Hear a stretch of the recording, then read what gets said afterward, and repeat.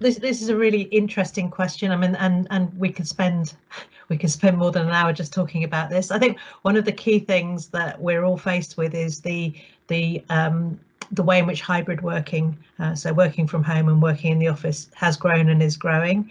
There was a really interesting Mori poll published this week that suggested that something like 85% of people expected to be doing as much or more hybrid working in the future, which is extraordinary. But this is really good for businesses and it's good for employees in lots of ways, but it does raise a whole host of additional problems if you're a business thinking about cybersecurity. So I suspect one of the things that we'll see is ever increasing use of bring your own device to work and using your own devices, which is, it makes an employee more flexible, but it also raises challenges in terms of, is the software, the cybersecurity software and virus checking firewalls, are they all up to date? Are they high standard? Are people more vulnerable to malware and social engineering attacks when they're at home? What about the dangers of data exfiltration and unwitting or deliberate breaches of GDPR?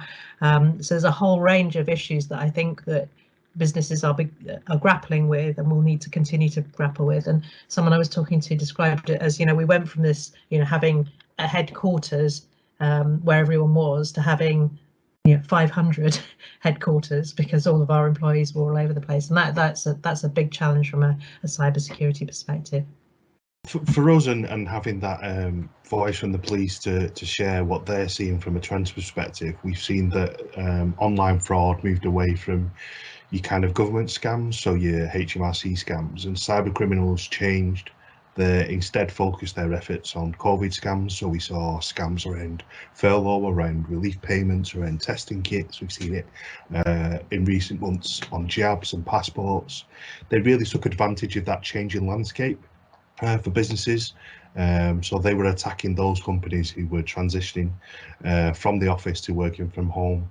They were taking advantage of out-of-date software and updates, staff who'd got weak passwords or passwords where they were repeated, accounts where they weren't using two-factor authentication. We saw in the DCMS cybersecurity breaches survey this year that 39% of micro and small businesses identified breaches or attacks in the last 12 months. And of that 39%, 83% of that was phishing attacks. So the most common type of cyber attack for businesses, whether you're a charity, whether you're a school or a college, is still phishing. The impact of staff not being aware of what that scam looks like, what links they shouldn't click on, means that the attackers themselves are gaining access to login data, payment information, or even the keys to the business network.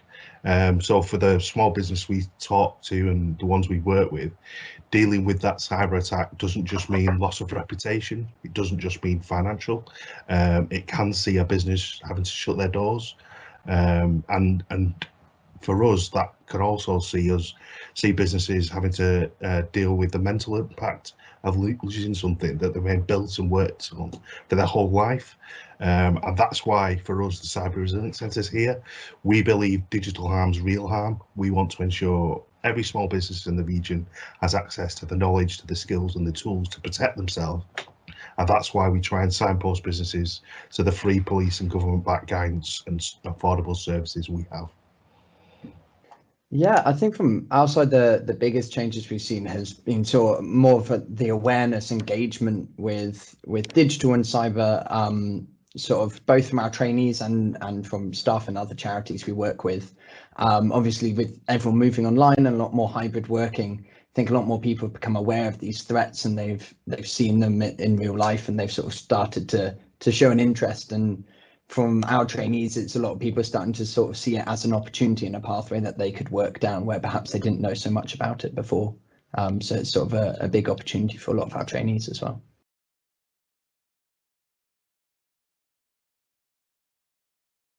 So at Code Your Future, we've seen a big sort of growth in the demand for people with the right skills.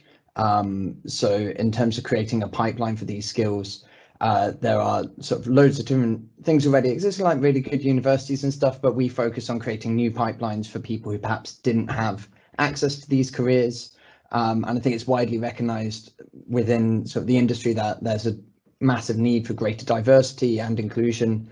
So by creating pathways for people who perhaps didn't understand that this was a career they could have or didn't have the opportunities to pursue a career is really important. And a way we can sort of really harness these opportunities to make sure that all of these pipelines have funding and support, and that employees recognise that there are sort of lots of different places they can go to fill their needs. So for the Cyber Resilience Centre, the skills and talent pipeline is a really important question to address. We've worked really on the demand for talent. We employ students who study cybersecurity or subject in that space to help deliver our services.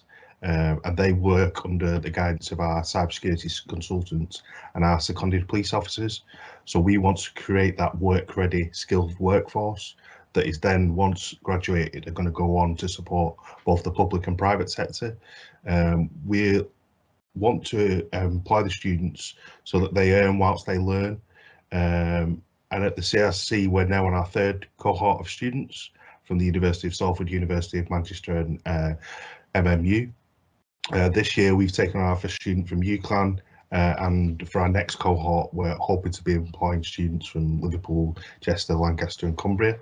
And another thing we recently announced was we've joined with a company called SciSec Professionals, which provides opportunities and career support to military veterans, law enforcement veterans and local cybersecurity graduates.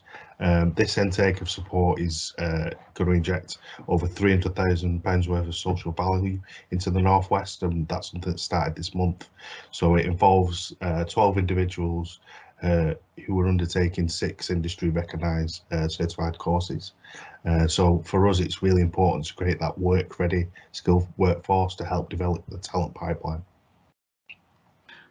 So we have something like 700, around 600 or 700 undergraduate students starting this year in computer science. I mean, it's phenomenal numbers there, and they all get exposure to cybersecurity as part of their undergraduate course. And some of those undergraduates will go and work with people like Jared, which is fantastic. And they love those kind of external placements, and they love the kind of, the fact that they're doing some good there. They're kind of helping protect people. That's brilliant. And then we have a master's course as well with a cybersecurity pathway, so people can specialise even more in that. So we've got a great set of graduates, postgraduate and undergraduate level, coming out into the sector, and many of those staying in Manchester. And as the Manchester tech sector and the cyber sector grows, because it is really growing here, that's going to be ever more attractive for people to stay. So that's great, we can retain that talent. And I know the other universities as well are churning out top quality undergrads and postgrads in this area. But one of the things that we've done in Manchester University as well is create an interdisciplinary course on trust and security. So it includes cybersecurity, but is a little bit broader than that and takes in issues of kind of privacy and surveillance and data protection and all sorts of things in there. And that's open to undergraduates from any discipline. And we're finding a really nice diverse mix, people studying music or psychology, as well as computer science and physics and so on.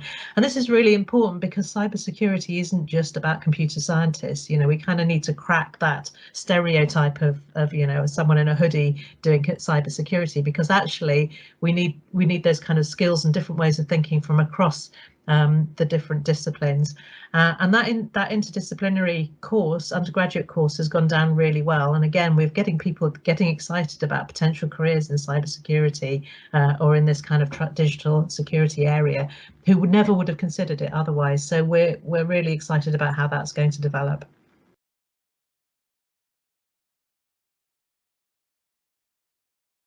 I think currently we've really benefited from sort of the wider network that allows us to collaborate with companies and institutions across the Northwest, and really helps us gain knowledge in the area, so that we can make sure that not only us as an organisation, but also our trainees are getting the most sort of relevant information. And that's really helped, especially help feeding back what sort of skills we should be training people in, so that they're prepared for sort of the newest and most in-demand skills. So that the sort of collaboration network in the Northwest has really supported us, whether that's sort of the Cyber Resilience Centre or the SPRITE Academy, and sort of being able to get information from them. In terms of staying at the forefront, I think from our perspective, sort of supporting these alternative pipelines, or all of the pipelines for new skills, to make sure that people can come through no matter what their background, and that all of these pipelines are sort of complete from day one all the way to a career. So part of that for us is employers being aware that there are lots of different ways they can hire talent, and also that they focus not only on hiring diverse talent but also retaining it, so that they're sort of looking at their own processes and practices within their organizations to make sure that wherever their talent comes from, that they want to stay there and keep on growing within organizations as well. Yeah, so I've been in Manchester since 2018, so I'm not originally from here, but one of the things that struck me immediately was that kind of collaborative spirit that Barney mentioned. You know, the interlinking of academia and charities and government and industry and police, you know, all working together in a collaborative way is just phenomenal. I've not seen that before in my career to this level. So I think that kind of collaborative spirit, Barney is absolutely right. That's kind of why we are where we are. How we keep that going, I think these collaborations are enduring. I mean, I'm not seeing anything that suggests to me that they're not going to be enduring. I think one of the things that Greater Manchester as a whole, and this is not just the government but kind of much more broadly in this ecosystem, we need to think about inclusion. So we are great on digital, we are great on cyber, we're thinking about doing digital differently, all of these kind of things, but there are still, you know, getting on for, well, I think it's something like 170,000 Greater Manchester residents who haven't accessed the internet in the last 3 months. You know, part of that's a COVID thing because some people access the internet through libraries which have been closed and things like that, but a lot of it is around skills and confidence and having the right technology. We also need to look at the technology that citizens are using, because a lot of devices their security is only updated for so many years, but if you can't afford to keep updating your device so you get the top security, you're going to be left with legacy devices, which means you're more vulnerable. And so what we might end up with if we're not careful, and what we and when we need to think really carefully about that, is this sort of two-tier system within not just Greater Manchester but the country as a whole, where we have a set of people who are less secure by virtue of their circumstances versus those who are. So I think, and I think Greater Manchester is very focused on that issue of digital inclusion and exclusion, and we need to keep that focus and not lose the people at the heart of cybersecurity, the people at the heart of technology and doing digital differently. I'm confident we can, but I'm just saying that's kind of how we stay at this point. It's a really important question, really, and we've seen in recent months a lot of talk around this, in that Greater Manchester is a really viable and affordable alternative to somewhere like London. Since GCHQ's decision to establish itself in Manchester, we've seen that clustering effect of cyber sector businesses that have took space in the region. Manchester's really establishing itself as a leading European city for tech excellence. The way the Cyber Resilience Centre works within this mix is that we want to ensure that businesses who are based in this community have awareness of cyber. We want to protect the thousands of SMEs who are based here. Alongside, you know, people like the Greater Manchester Cyber Foundry, we know that cybercrime is estimated to cost the Greater Manchester economy 860 million a year. So for us, things like delivering training to encouraging businesses to go away and put in place secure backups, make sure they've got the strong passwords, make sure two-factor authentication is enabled. It's a real behavioural impact we want to see change and help protect those SMEs. You know, the cybersecurity breaches survey reported that just 14% of businesses have trained staff in cybersecurity, and just 1 in 5 have tested their staff's response to cyber incidents. So continuing to share our guidance, our support, continuing to work with different partners and share the knowledge we have and the trends we see is really critical, because cybercrime can affect any size of business and any kind of business, and we want to keep them protected and work towards the different things they're working on. Can I just come back on something that Barney said about selection and non-traditional skills?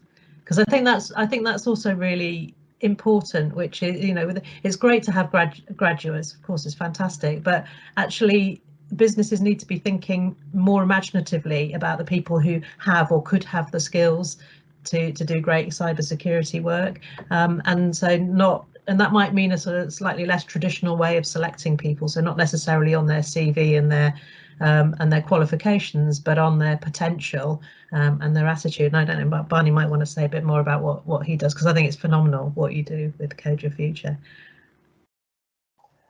Cheers, thanks. I mean, I definitely agree with what you said there, that I think one of the things we see from all of our students is we have students sort of from asylum seeker or refugee backgrounds who are coming to the UK with, you know, degrees, PhDs, huge amounts of experience, but we also have people who are born in Britain who've never completed sort of their standard education and really struggle to engage with formal education. And surprisingly, actually, the outcomes aren't aligned with what you might expect looking at people's backgrounds going in. And like you said, potential is so much more of a sort of influential factor in that, and looking at how they engage with the alternative ways of teaching. And we have a very community-led version of teachers. So we all of our teaching is done by volunteers who will sort of bring their own skills and experience, which creates a really collaborative environment. So yeah, it can be amazing to see sort of people who may not have engaged sort of as well with traditional formal education, but can really thrive when they're given an opportunity. And I think especially cyber is the sort of industry which can really harness these alternative routes and make the most of people who perhaps struggled in other ways can really thrive within the industry. Because there's definitely a skills gap, but it might not be as big as it should be. I mean, if businesses can be a bit more imaginative about who they take on and how they support them. Yeah, definitely.